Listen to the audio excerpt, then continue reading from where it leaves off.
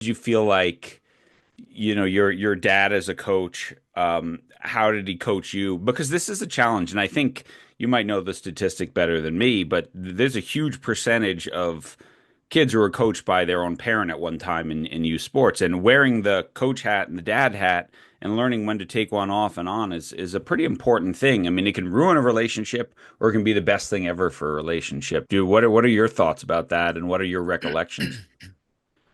Obviously, I look back on it, very grateful. So many of the lessons that I was able to carry forward with me, both in good times and in bad, and whether that was transitioning to college, where you start as the low man on the totem pole, and just the value of hard work and grit and perseverance. And my dad's the first to admit, my dad now coaches middle school football with me here in Charlotte. I have a seventh grade son, and Hmm.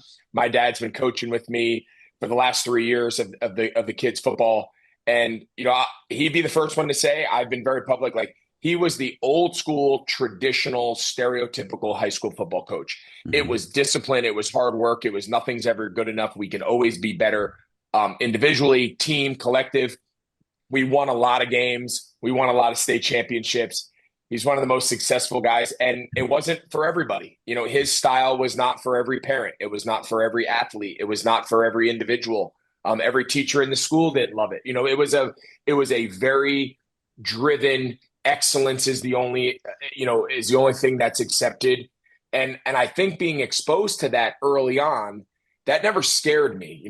That was never intimidating to me. I was never scared to do the work. I was never scared of expectations. It never worried me that when we walked into a basketball gym, people had been hearing my dad's name for 20 years saying, all right, now his kids are coming up through. Let's see what these kids are all about. Like, we kind of wore that like a badge of honor. And I know that's not for everybody.